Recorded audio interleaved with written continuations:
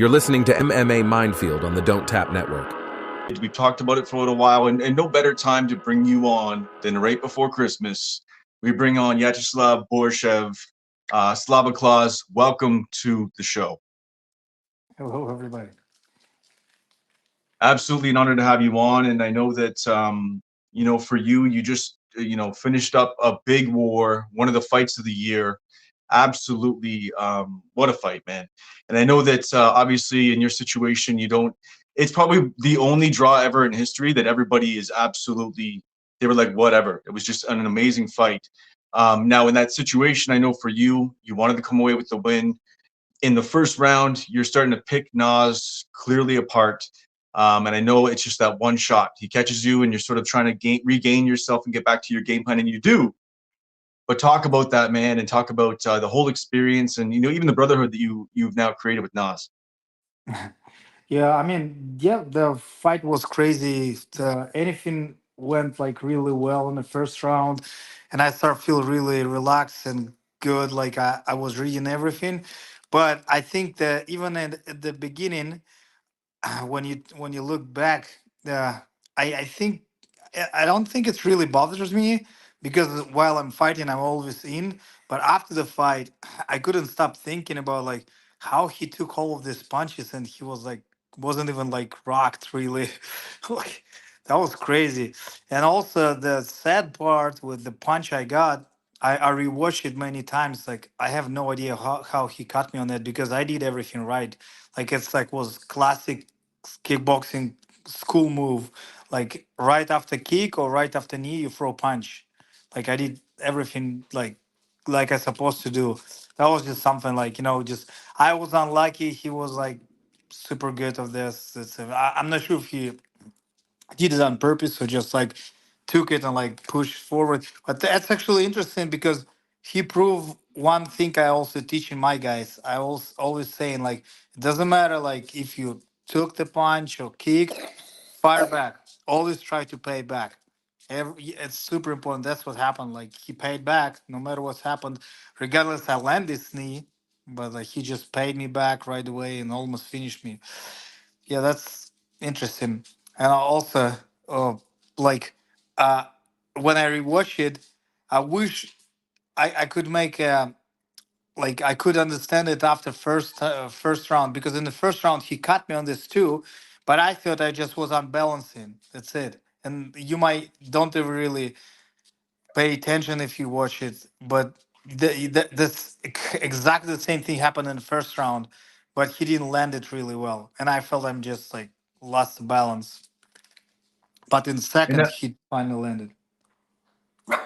and yeah, I mean, you were sort of picking them apart and landing the shots that you need to land. And I think that unless somebody's really taken body shots, like I mean, I've taken some body shots from some boxers and fighters, but not high level guys picking you apart at 100%. And when you throw, you're on the next level. You're an anomaly in that situation. You've worked your body work so well over time, and it's a testament to how you take a shot. And even talk about that, like in training, you sort of started talking about it, but the ability to be able to train in sparring or whatever it is to be able to absorb a shot to the body or absorb a shot, be able to understand what it is, take it in mentally and physically, and then answer back on instinct, answer back on your actual training. Talk about that. Yeah, it's very hard and big job to be honest. Like to fight that way, like just to keep pushing. Some people might think it's just like dummy way, and you just only toughness. It's like part of that toughness is part of that. You need to be mentally strong to do this type of like offense. But to give a credit to Nazim, it's a hard job, hard work, like to be able to keep pushing. To be honest, like when you're pushing that way, how he pushed, it's actually harder to land a like good punch or kick, any good shot from the other guy, like countering guy, like I was on this side. I did really well job of like cutting the angle and always double attack, triple attack, but still like it's hard to land a real one really good shot on a guy who keep pushing. It's a very good example of perfect pressure. Uh, That's interesting too. That's something like, to be honest, you can learn a lot from this fight if you just watch it. And if you talk about striking, even about grappling, that was, I believe, that was really good. Some defense from me too, while I was on the bottom. It's actually it's a perfect point you talk about. That's a small example of one of those little things that maybe we don't perhaps understand as fans or understand as cappers. Those small little things in camp that you can gain in a fight camp. And as you're fighting guys that are better and better, you're increasing your knowledge base in your fight camps, your growth. Like I know everybody's talked about your takedown defense, but they never really talk about the fact that no one can really keep you on the ground. You're really slick off your back, man, and you can see it. You don't accept ground right away. You're digging for underhooks right away. You're working off your back. You're trying to get sweeps. So it's just you always creating activity, and it sort of deters people from wanting to really invest in the ground and overshoot. And then you're able to get back to your feet, and that's where you obviously want it to be, and that's exactly where it should be, man, because you land some beautiful work. So talk about the growth from camp to camp. Like your takedown defense has gotten better. Your work off your back is just it's there, man. Like I could definitely see it, and I'm sure a lot of your fans do see it as well too. So talk about that, the stuff we don't see from camp to camp. The last camp, I used the same idea what I did with fight before the fight. I'm not sure how you call it. A Chinese guy. Mahashate? Yeah, because we call different. We call Maksat. He's a Ah, ethnicity Kazakh, from Kazakhstan. I mean, not from mhm. Kazakhstan, but he Kazakh. Yeah, and yeah, they call themselves, like, if they have such a name, they call Maksat. And I already remember that it's easier for me. But anyway, Yeah, do it, uh, do it. before this fight, I had some, like, guys, some Chechen guys. Like, I hope we'll see at least one of them in UFC anytime soon. They are twins, Sheikhaevi brothers. They're really good fighters, really good wrestlers, and they show me a couple keys how to prepare yourself and be in wrestling shape, and that was so cool, so amazing. To be honest, like, I was in such a good shape last two fights. I felt like I'm on steroids. Like, that was so cool. And but also before the last fight, I went back to the work we used to do before with Uriah, who watched my old fights, and we did find out what, like, in the beginning some of my ground game was even better. Because I used to work with Uriah a lot. And this camp we just went back to, like, all the our stuff, which is technically Uriah stuff, but I already know most of them. And plus, with Danny Castillo, we keep working on wrestling. It's now we have more time work together. We start work pretty recently, and you can't really see the result. I mean, you already can see results, but it's with Uriah, we spent a little bit more time, and technically we just went back to what we already used to do, and a little bit upgraded. With Danny, we just kind of started, but I believe this perfect mix for me. Like Danny and Uriah, if I keep work with them, like, I can do more and more. And now, since I reached some of my goals, the financial goals, uh, all Nice, I man. need, maybe sponsor. If I would find a finally sponsor, sponsorship, I might can finally fight not only for money. I might can focus on of also some ambitious too. And to be honest, I would like to have more wrestling. Like, I really enjoy, and I feel like I glad, yes, striking is cool, and I'm so good at it. Of course, I would I will try never forget this part. What fans love this, what I'm doing on a stand up game. But I'm also like, I'm enjoying MMA. Now it's MMA, and if you want to see just kickboxing, watch kickboxing. You know what I mean? Like, yes, I'm still have to look for my best side and use my best weapons. But my goal in MMA, I want to be. I would like to be a full MMA fighter. That's my goal. Maybe not next fight, maybe not next 5 fights, but I won't finish. I do not want to finish my MMA career till I start feel I'm fully MMA fighter. That's an awesome thing to hear from a fighter, man, because you'll hear from fighters, I want to be a champion, and they may have, just wrestling or just kickboxing, and that's it. And you're saying like you've already like leaps and bounds in your grappling game has come away tenfold. You're now saying that you just want to get better, and that's your main focus. You make that your focus, then good things follow. People don't realize that there's intricacies to takedown defense. First, it starts with your footwork. That was there. You could see that you weren't giving people good entries. Even if they're getting entries on you, they're not getting. He wasn't getting solid. You're discouraging people the same way even Leon Edwards did to Usman, getting to the hands right away, getting that overhook right away, sprawling out against the cage, and just making it difficult is the name of the game. And all those things are evident in your work, and it's been amazing to see. So the growth from camp, absolutely amazing. And talk about that. You said, you're not just a kickboxer, but one point in your life, you were just a kickboxer. But talk even before that. What is it about you and your psyche and your brain, you think, that got you into fighting, that got you into kickboxing first and then MMA? And what intrigues you even to just say what you just said about becoming that wrestling heavy approach in your training? Talk about that. Oh, this is actually hard. I'm fighting my whole life. Like my first fight was in 2002. It's like I technically barely remember like the time when I wasn't fighter. Like I mean, it just I remember my dad brought me to kickboxing because we like kickboxing in our hometown is pretty big. It's funny.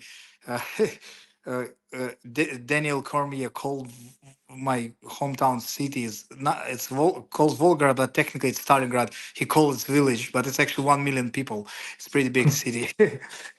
Daniel But Cormier doing that homework. yeah, but uh, the truth what he said, even in one gym we had, I was a sixth world champion, and now it's like nine, maybe, I don't know. It's yeah, we have very good kickboxing school in my hometown, and that's probably why my dad brought me in kickboxing. Also, at that time, that was pretty famous. If you remember, it's like right before Pride time. There was K1, huge Yeah. Oh K1. yeah. Yeah, That's all you could watch. Like like if you were watching the Fight Network and watching some things in Canada, it was a lot of kickboxing, and it ran 24 hours a day. And then Pride started to sort of take off, and there was all these different things they added in, but it was a lot of kickboxing.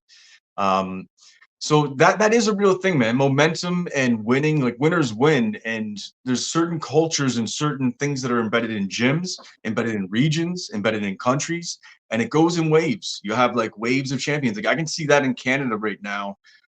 There's a huge influx now of talent that's just really, really surging, and it wasn't that way a little while ago. And guys like and you know him yourself, Mike Malott, is surging right now. He's our sort of one of our lead horses, and potential future champion, man. I could see it if you dissect fighters and see a path. I could see a path for that young man.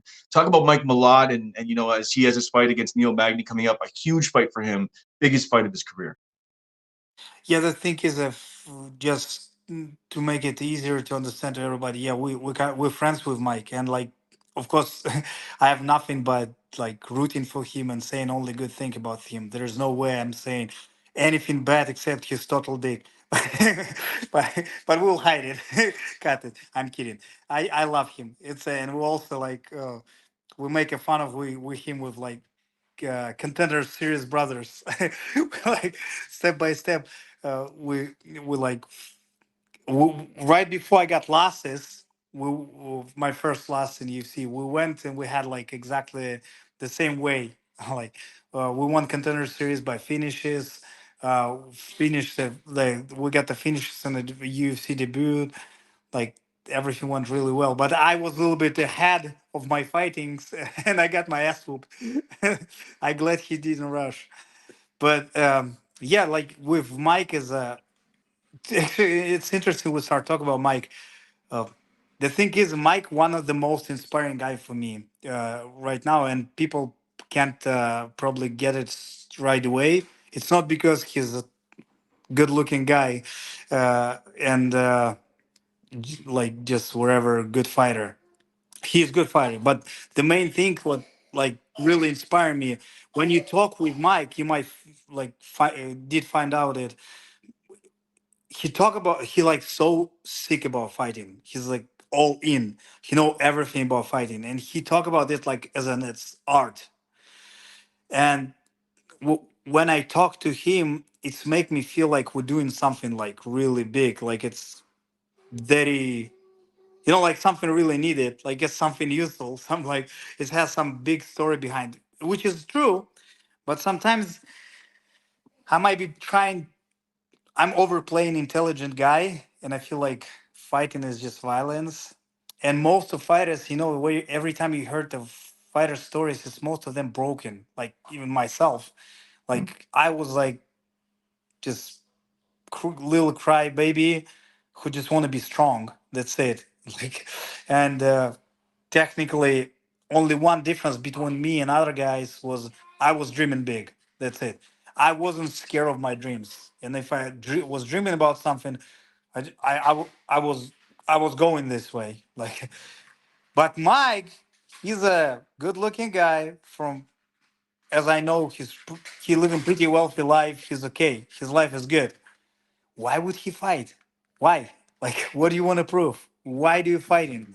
And even if, like, sometimes, you know, just people want to prove, no, I'm more than this lucky guy from wherever, good family, like, they usually never succeed. He truly believes, like it's like you can talk to I've talked to a lot of fighters over the past even 20 years now, and he truly, like, you look into his eyes when he's talking about it, he believes he has exactly the strategy, exactly the pedigree, and exactly the game plans to beat everybody all the way to that belt.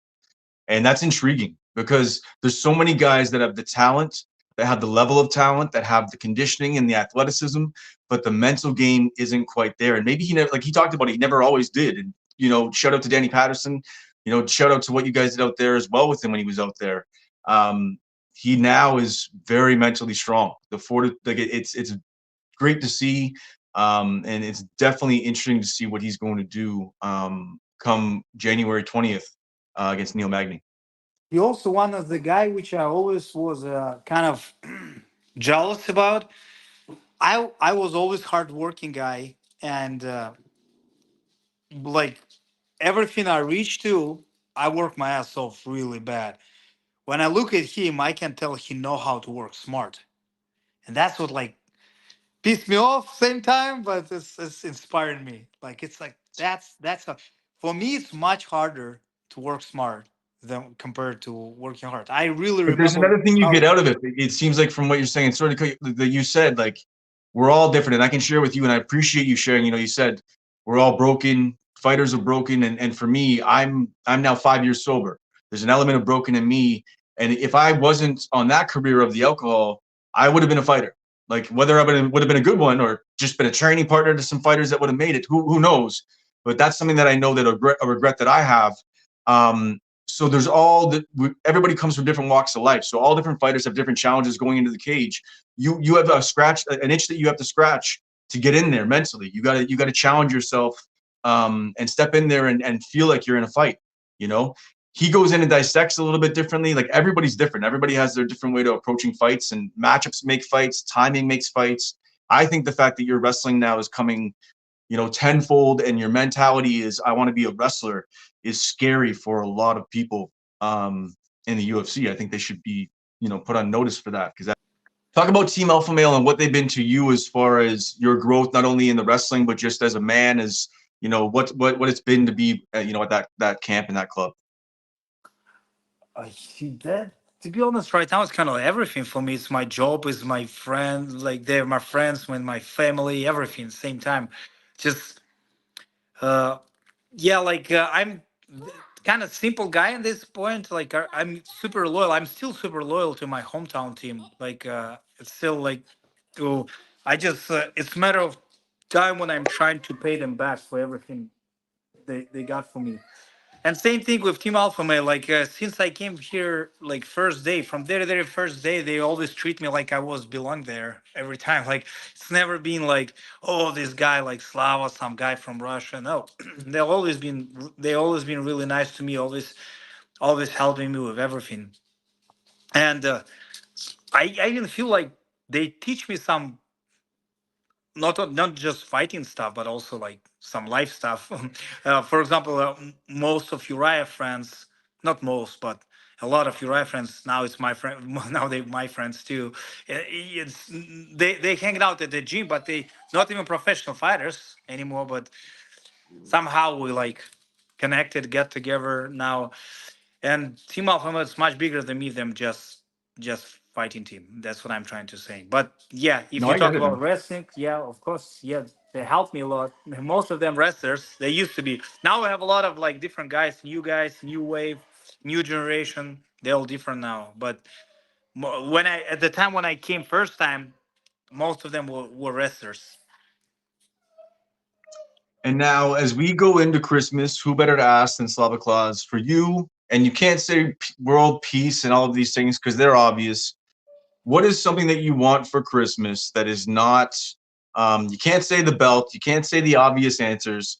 It can't be a physical, sort of a physical present you would actually get.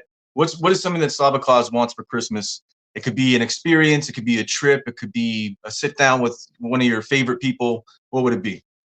For me, personally, not for my family, not for this For you, world, just for well, me you know what? personally. You're a dad, though, so you can bring that into the fold because I love hearing about that. So whatever you want to do, talk about your family, whatever it would be. Probably it's I can tell easy for sure, no doubt about that. I'm Slava Claus, and I already made the best gift for me. I just bought a house. This I'm cool. Awesome. Like I'm cool.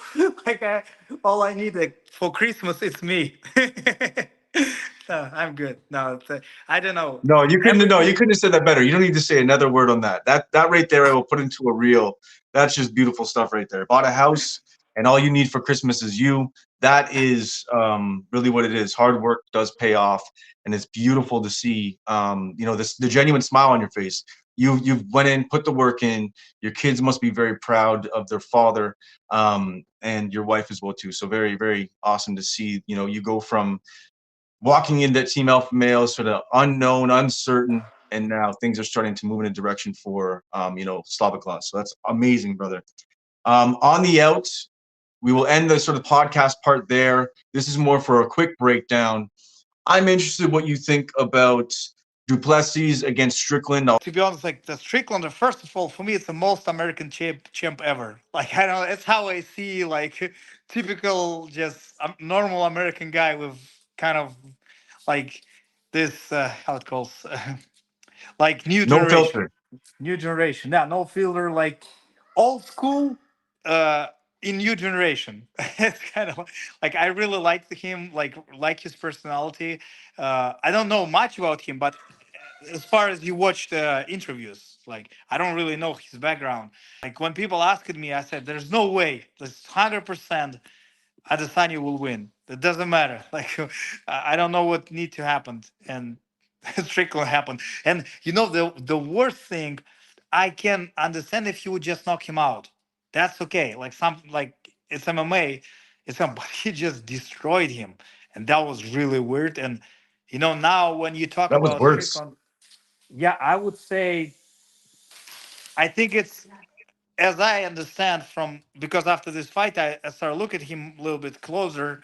I feel it depends a lot from his. It might be sounds weird, but it depends a lot from his mood, from his personal mood, because it seems like he's up and down guy kind of, and when everything in his brain set up well, I'm not sure if something can stop him. Like he really good, and he knows how to wrestle. Right, his wrestling is not that bad. He's a good wrestler, and also like he's striking now.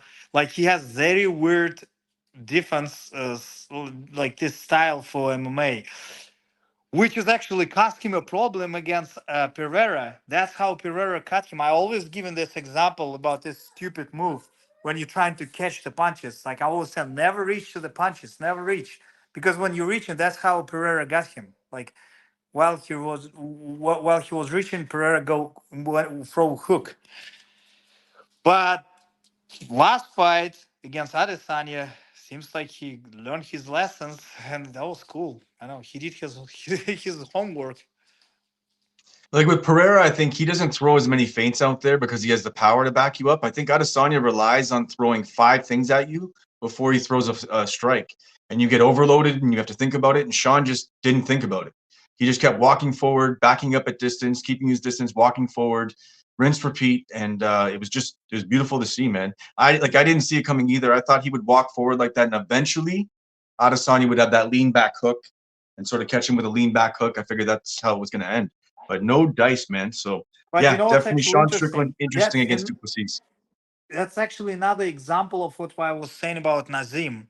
When you're doing such a pressure, when you're pushing the guy back, it's harder to land a good punch while you're moving back. It needs to you need to have a special skills for that.